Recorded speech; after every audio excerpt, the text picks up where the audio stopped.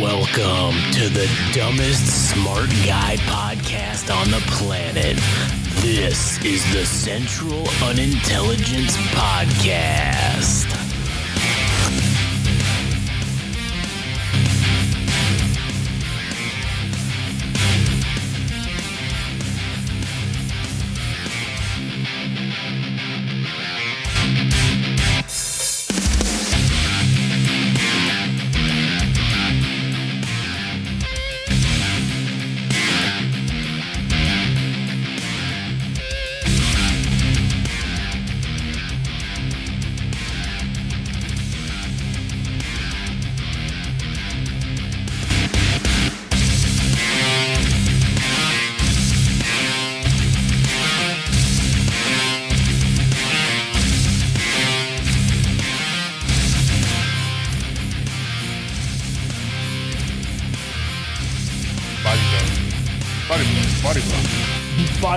Body blow. Anyways, welcome to the Central Unintelligence Podcast. We're weeks away from me and Josh throwing hands. Weeks, I would say minutes to hours away from throwing hands. Hopefully it will be sponsored by Raytheon, and then we can get some money. No, they can't associate with us anymore. Why? Anarchy. What about it? Because they don't believe in free speech, so they got to protect their bottom line like Jack Black. Oh, I guess that's true. That's a good point. Well, if there are any defense companies that don't care about us saying things, Then they wouldn't. Not listening. those aren't listening. I'm sure they were, but they're like, nah. Hey, man, they're still our number one listeners. Who? The CIA. Langley still number one? Still number one. I thought it was Belgium. Nope, they overtook the Belgians. The Belgian, which is surprising, because I really thought the Belgians were like on our nuts. Right. Did they increase over them, or did the Belgians decrease? No, I think the Belgians just decreased. I don't think that they, like, some of them started tuning out. Maybe, and this is why I think maybe some of them were just using us to learn English. And now that they feel like they've gotten to learn all the cuss words, then they're like, all right, cool, we're good now. But anyways, if you are in a foreign country and you want to learn English, we have many different podcasts that exist on multitudes of topics that can help you learn English and speak it just as good as us Americans here in America. Ese hombre no sabe nada que te está hablando. Also, you might learn Spanish too. So, anyways, if you want to hear those podcasts, you can go to GameRageMagazine.com. If you want to follow us on Instagram and TikTok, it's at Game Rage Magazine, Twitter/X at Game Rage Mag. If you want to hear all about animes, you can specifically tune in to the Anime Syndicate podcast, which, funnily enough, has a crossover episode with this podcast where we talk about military might in animes.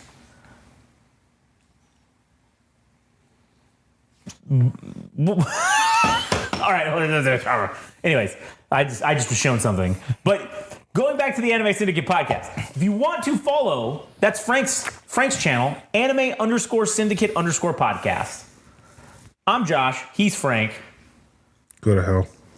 I'm already there. Anyways, today we have a couple things to discuss. One of them being,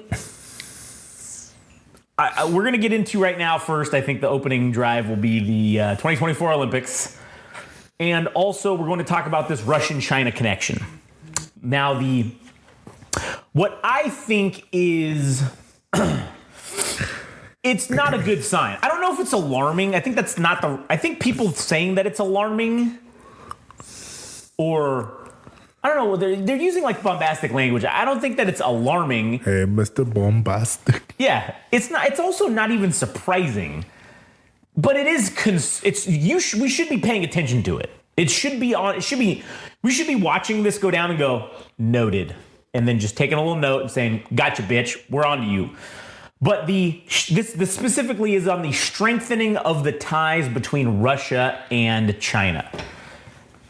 Kind of like the ties between America and Israel where it's a one-sided beneficial relationship, essentially. Mm-hmm. The Russians are benefiting greatly, where the Chinese are kind of just, well, we don't really need you, but I guess we'll help a brother out. Is kind of like what they're doing. But anyways, we'll get deeper into that later. But first, today, 2024. Did you guys already talk about the Secret Service lady stepping down? Oh, no, we didn't talk about that on the... which, that probably applies actually on here, more so than no party preference. We did do a specific episode last night talking about... Because Netanyahu gave a speech at Congress. Mm-hmm. So we did talk about that, because that happened in I saw that. Politics here. Which that was a very... If you want to listen to my thoughts on it, I thought it was very strange. It was very fucking kind of disrespectful to America, too, I felt like. What? Done. I'm allowed... I'll say this, Frank. I'm allowed to be disrespectful because I'm an American. But you burned your citizenship. No, I didn't. I'm not one of those. Israelis don't get to be disrespectful to America and then ask for money and help and bombs and dudes. You don't get to be disrespectful and then do that as well. You can if you own the country. Right. Well, I guess if you own the candidates that are calling the shots. Mm-hmm. Because I will say this. I am convinced that Israel owns the fucking United States Congress. 100%. I'm also convinced they own whoever's in the executive branch position as well. Meaning the president and the cabinet and all that. So... But did Kamala say that if she takes presidency, she's going to tell them to accept our ceasefire? No. She literally had a meeting with them, and then you know what she says? She says... We didn't talk about this part, but she says... Israel has the right to defend itself, and we will support that. We will just try to make sure they don't kill as many civilians. When Netanyahu said in his speech to Congress that they've only killed 24 civilians. That's a direct quote. I asked the commander, how many civilians have we killed? He said practically none at all. And he says, except for one incident where some shrapnel from one of our bombs hit a weapons depot of Hamas and it killed 24 civilians. Mm-hmm. But the other 39,000 plus civilians, they're not dead. They didn't die because of that. They didn't die because of warfare or any of that. Hamas killed them. So, I will say, I just muted your mic, so when you want to come back on, just tell me and I'll... I should pick it back up. All right. It can auto you. Yeah, well, no, I think it's going to pick me up on both of them because it's like right there. It's pointed at me. Oh, all right, that'll work. Anyways, so... Oh, yeah, it's not picking you up. All right, cool. So anyways... I am convinced that our United States elected officials are owned, bought and paid for, fucking by Israel 100%. And I, as I'm watching them stand and applaud this fucking nonsense that he's spewing, and saying that he said America and Israel, the one thing that we do when we work together is we win, and he's not wrong. But the reason we win is because of America. Minus America, Israel doesn't come out ahead in this conflict. And they're also drumming up the war drums, I guess you could say, or they're inciting the war drums for war with Iran. That's what the eventual end game is, because the speech was very much about how Iran is the root of all this. Fuck you, by the way. Me, why? I sent you that whole thing about praying mantis #2 and you didn't say anything about it. I thought that was funny. Oh. I thought that was funny. I thought I sent a laughing emoji to that. Oh, fuck. You haven't responded to me unless it's something you talking about. That's not true. I thought I did. I legitimately sent you I thought I sent you a laughing emoji. But anyways, Praying Mantis #2 was funny. Like, Operation Praying Mantis #2, here we come. No, that's all wasn't it. Uh-huh. Oh my god. Yeah, and I sent you that shit. Fucking another FU to Russia, their high-end fucking drone that took it out by a Ukrainian drone that had a stick on it. What'd you send me that on? I sent it to you today. Today? Oh man, I didn't even see that today. Yeah. Let's see. All these. I saw this idiot from Facebook about how we're crazy. Oh shit! You did send it to me at 11:30, huh? Yep.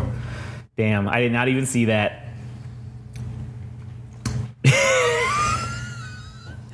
Oh my god, dude. Well, we'll get into how Russia's a piece of shit in a minute here. I sent you a bunch of things and you didn't respond to it.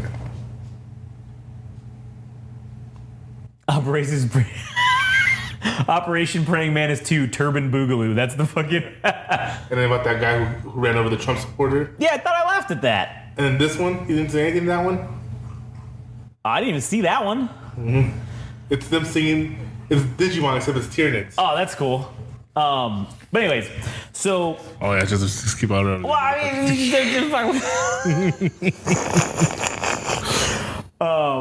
For those of you who don't know, Josh does not value my opinion. that's not true. If I didn't value your opinion, I'd do this with Katie. So you don't. I've never done a CUP with Katie. So you Not don't. once. Get the fuck out of here.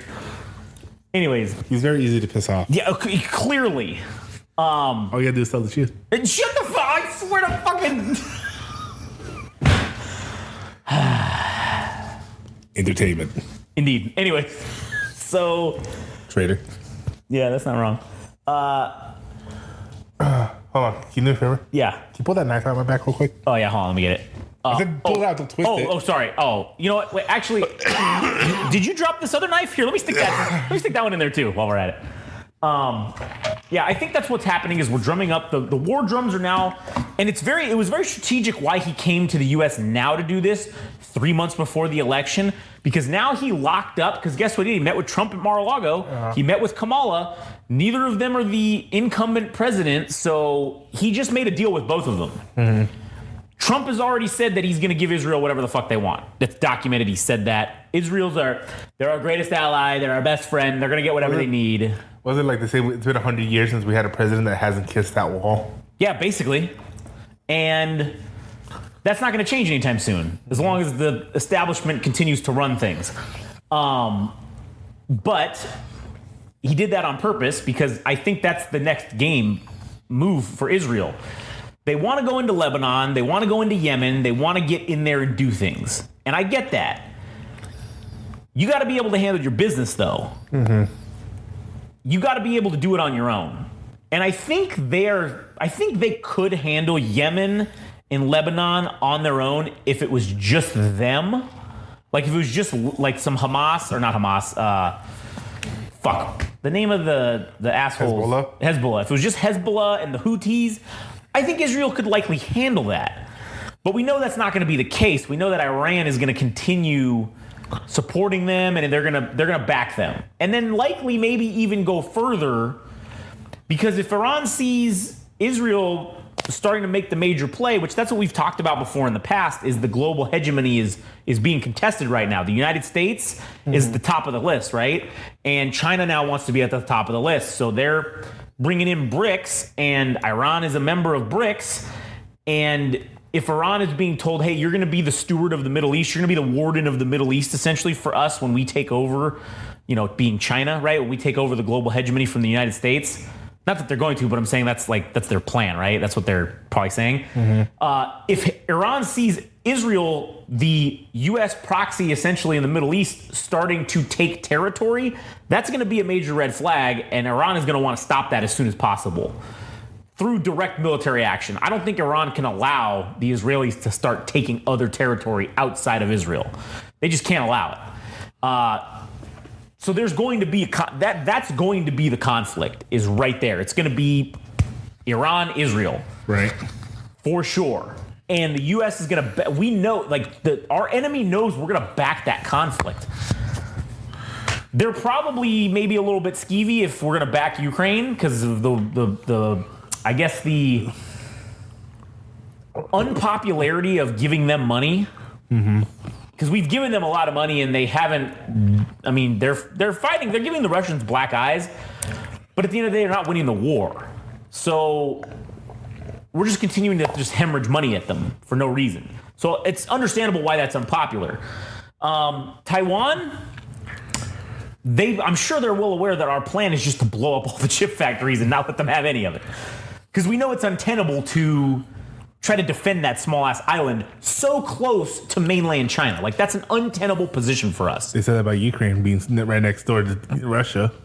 Well, no, but what I'm saying is for us to defend it, not the Taiwanese, but for us to assist them, it's an untenable position for us because they're an island. You can just get blockaded. And then what are we going to do? I mean, we can run their blockade. Sure, we can, of course. But the Taiwanese Navy or Coast Guard or whatever the fuck they have. Oh, yeah, Taiwan, no. But no, absolutely not. And Taiwan, I think, is also a lot smaller in surface than the Ukraine. Oh, way smaller. So that's what I'm saying is like... Ukraine's the 8th largest country in Europe? Yeah, it's fucking up there. I think, Taiwan is like a dot to China? Yeah, Ukraine size ranking. Yeah, it's the second largest country in Europe by surface area. Next to Russia? Yeah. And it's literally next to Russia. Yeah. So that's where France is the next highest, but it's the third highest. What's what? Russia's end game here, though? So my theory is that their end game with Ukraine was because, like, we kind of talked about this a little bit in the past, was because, and I'm inferring some data from this guy Peter Zion, who's he's a very good analyst of demographics, and there is one thing that he is for sure right about, and it's that Russia needs to control the Ukraine, and because Ukraine is such a large surface area, because Russia's population demographic is waning. And essentially, this time right now is the last time that Russia's going to have the manpower to support a major fucking war. Because if Russia doesn't control, there's I think there's 12 points on Russia's western front that they need to control. And if they control those 12 points, or I think there's 10 points, if they control those 10 points, their country is uninvadable by land. If they control those 10 points. Now, Ukraine has 6 of those 10 points. So, that's why it's important for Russia. They have to take the Ukraine. Because if you take the Ukraine, you can lock that down, and then you've only really got to try to defend these other 2 maybe area points, the other 4 points, which are all kind of, one's north, one's south of Ukraine. They're kind of in that area. So if you could take that, it makes your job of defending against a possible ground assault or a land invasion a lot easier. And that's why Russia has to do this now, because their population isn't going to be able to support an invasion force like it can now. In 10 years, it's not going to be able to have that. Especially the way they're running the war right now. Right, exactly. And so that's their end game, I think. Their end game, their real true end game, I think, is to take Europe. I think that's what they want. Because if China, and really they would like to probably do it economically as opposed to militarily, but as we're seeing, economically is not going to work until China becomes the global hegemon. And as we're also seeing, militarily it ain't going to work. Militarily, it's also not working. So I was watching this guy. He's also an analyst I like to watch on YouTube. He's talking about Russia overestimated how much Europe relies on them. Oh yeah, because they say, what do they say? Oh, we're cutting off gas to Europe. Hey, America, can you ship us some gas? Sure. Yeah, you got it, buddy. We're cutting off grain. Cool. Hey, Ukraine, you want to sell us some grain? I can't. I'm fighting the guy. Fuck. All right, America, you want to cover us until then? Sure. You got it, boss. We got corn. We got plenty of grain for your ass. You know what I just found out too? The Corn Belt in the United States produces the majority of the world's oxygen. It's not Amazon, like people said before. Interesting. That is very interesting. It's also why whiskey is so popular in the United States. that is true. I didn't know that it was a corn. That it was a corn grain. Corn based, yeah. It was a corn grain alcohol. Yeah, it's made from corn mash. And then And then Everclear is made from grain. What's it called? It's just a grain alcohol. Yeah. With no flavor and all the burn. All the burn, man. Have you seen the trend that's going on right now? No. Everybody's drinking. All the Gen Zers and shit are like drinking, saying, "Oh, everyone says let's see what Everclear is," and like they're taking it, and they're taking it like a shot.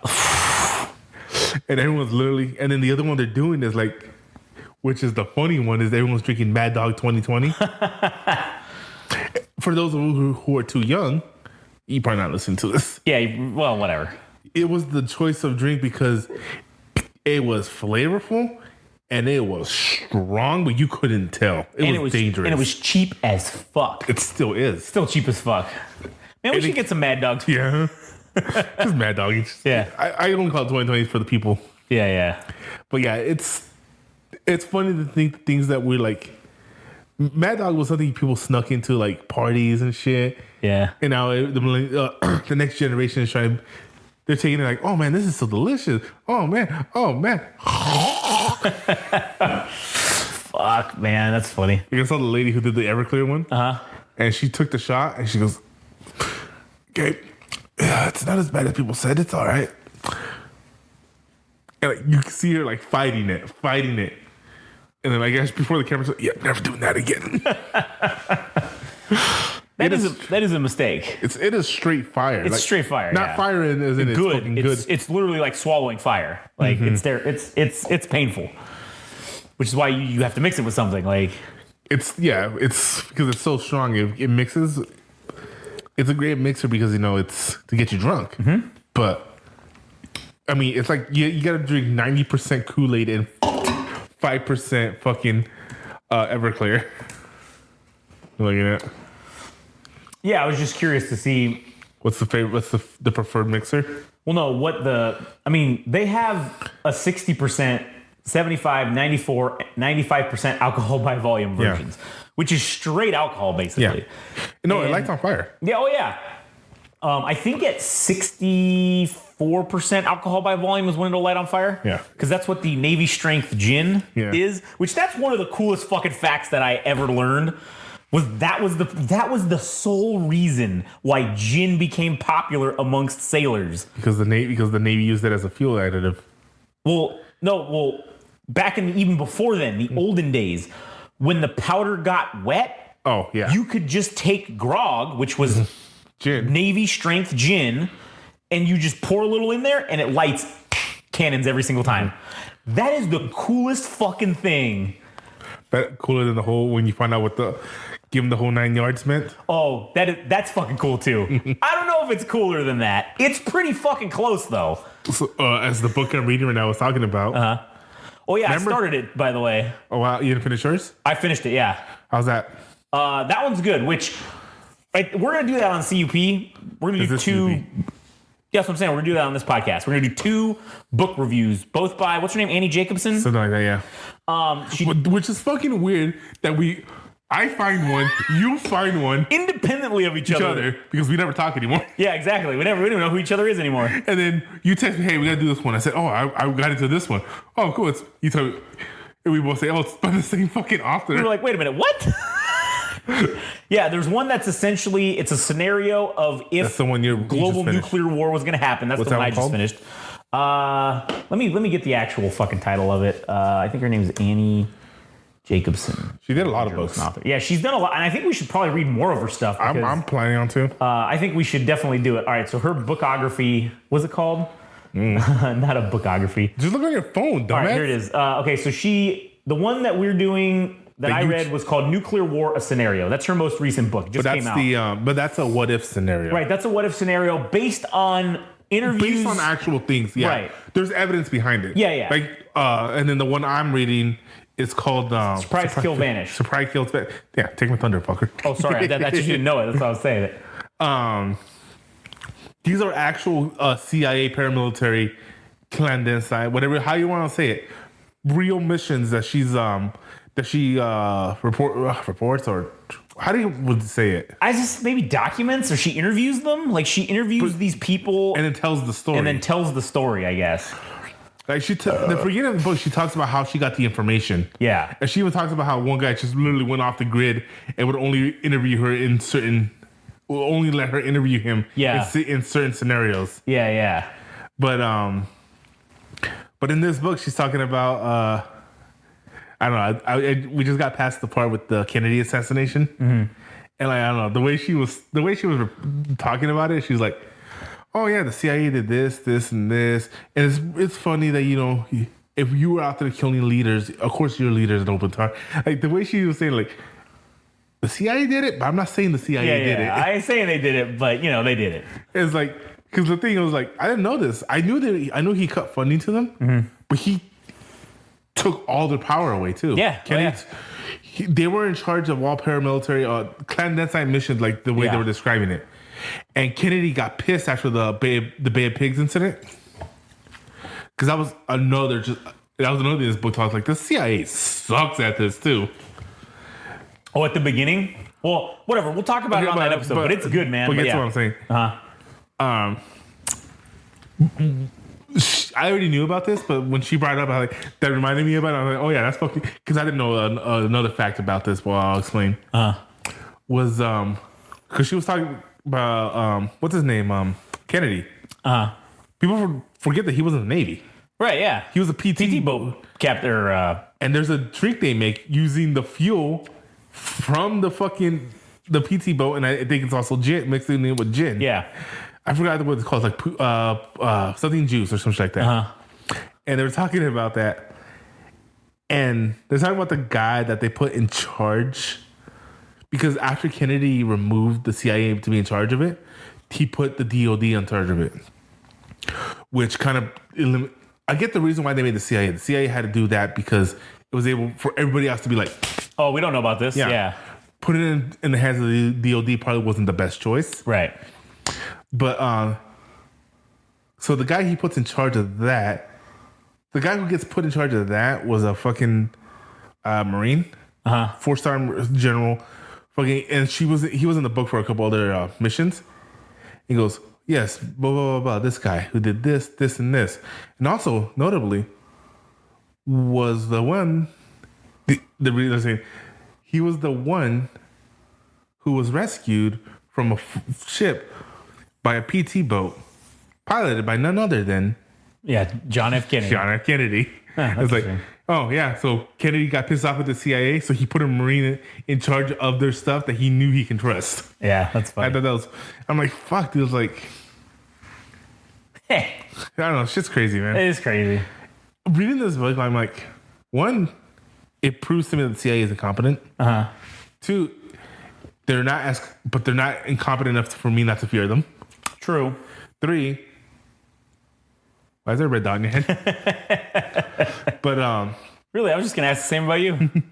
And 3 is like, when the CIA fucks up, it fucks up. Oh, they fuck up bad. They fuck up bad. Yeah.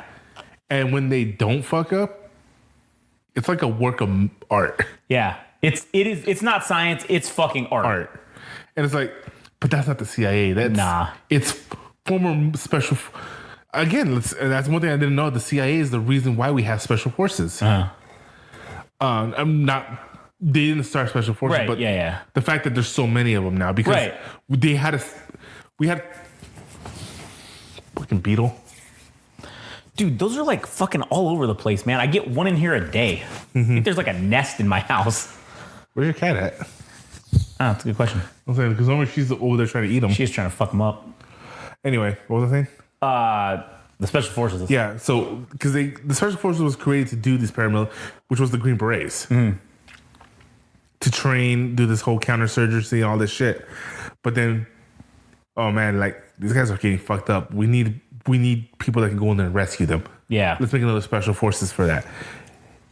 Hey, we need guys that can just just do it. Yeah. Okay, let's make a special force. Because I guess because the CIA was so bad at their job. Yeah, they were like, hey, you know what? We need to make our own version of this so we can have control over the training and picking the dudes to do this. And then that way we can control everything. And but then what's funny is a lot of guys go from special forces when they get out to the CIA, like the ground. That's what I'm saying. That's why all the success that the CIA gets isn't because of their own Yeah, it's guys that came from mostly the military. Yeah. And it was funny, like the original founding of the CIA was fucking just a bunch of incompetent assholes. It was all guys that didn't know what the fuck they were doing. Yeah, it was fucking hilarious. It was cool too because the majority of the people, because the predecessors to the CIA is the OSS. Right, yeah. And like 2 of them were part of the groups that started it. Like, what the fuck is wrong with you? That seems like a slam dunk. You had dudes that were already doing it. Why wouldn't you fucking let them just do it with this new thing? And because I don't know, because maybe because they had a stronger connection with the what were they called during the World War II, the British version? Oh, the MI6? MI6, yeah. That's I think what they're still called now. Yeah. MI6 has been around for a while. Yeah. I think. Oh, what's their special forces? SAS? For the British, the Army, or I think they are. Yeah, for it's the SAS. Yeah. Do you know that was just a myth? What, the SAS? Yeah. It was a myth they made up to scare the Germans. It didn't exist. And then there was a movie about it. They were talking. I just saw a trailer for it. I thought, or something. I heard something about it. And like the guy's like, all right, so what do we got to do? Well, we got to make your ghost story real now. Well, now we got to make it a thing. Yeah. I could be wrong about it. I just saw something about that. I was like, oh, shit, that's cool. Interesting. Yeah. Interesting.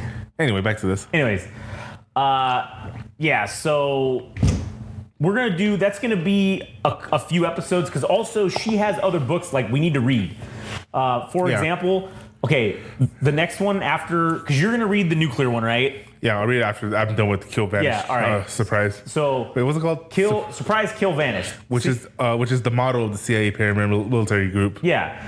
Because I already read the nuclear war scenario. And then now I'm reading Surprise, Kill, Vanish. So you're going to read the nuclear war one when you're done with the Surprise, Kill, Vanish, and then we'll do those 2. And then when we're done with those, we should do Phenomena: The Secret History of the U.S. Government's Investigations into Extrasensory Perception and Psychokinesis. Oh, is that what you call it? The Men Who Stare at Goats type shit. Yeah. What was it called? There was a MK Ultra.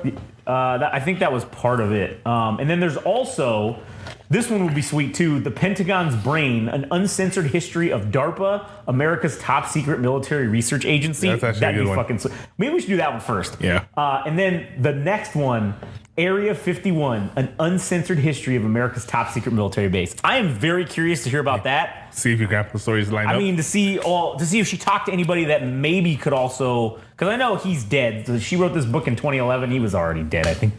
He was already dead. So like, I know obviously she didn't talk to him, but it would be curious to see if anybody has like stories that are similar or corroborating or whatever. And it's funny too, because like, I mean, like I said, my grandpa was the president of the Lockheed Union for a while. So like, he is well known. He was well known amongst all the people who worked there. So no, because then I was telling my brother-in-law's grandpa, or my brother-in-law's dad works on the B-2 Spirit. yeah, but that was Northrop Grumman, right? Yeah, because was it? So here's what I don't get. Didn't they make Skunk Works to be the secret name for all their? Well, that was for Lockheed. It was the project. No, because when I was reading up on the history of it, it was meant to be like that's just was supposed to be a blanket term for all their top secret shit. They made it like a separate division. But then they just gave it to Lockheed, and then like with B-2, when they were making the thing, there was like none of those security checks like they did for the SR-71. Yeah, which is weird. The B-2 was made here in California. Yeah. I don't know. Strange. Good. Interesting. Anyways, so yeah, those stay tuned because those are going to be some episodes that we're going to do reviewing and talking about and discussing the topics in these books. So stay tuned for those, and they're going to be pretty awesome. You know what? I think we're just going to turn this into 2 episodes. All right. Because we ended up talking about 2 topics that weren't even on the list for the episode, which is great. I'll just turn this into 2 episodes. We'll just record the next one right now. So, fuck it. All right. Well, thanks for listening to this one. If you want to check out all our shit, go to GameRageMagazine.com. Instagram and TikTok at Game Rage Magazine. Twitter /X at Game Rage Mag. Frank's at anime_syndicate_podcast. And you can hear all about anime and everything on there. Anyways, so I know I said at the beginning of the episode we were going to talk about Russia-China connection and also the Olympics. Hey, guess what? I swerved you. That's going to be the next episode. But this next episode is going to literally be out at the same time. So it's not like you're getting fucking tricked, all right? I mean, you just have to listen to 2 episodes. But whatever. I mean, go for it. Anyways, all right. Well, that's it for us. We'll check you in a couple minutes when we start doing the next one.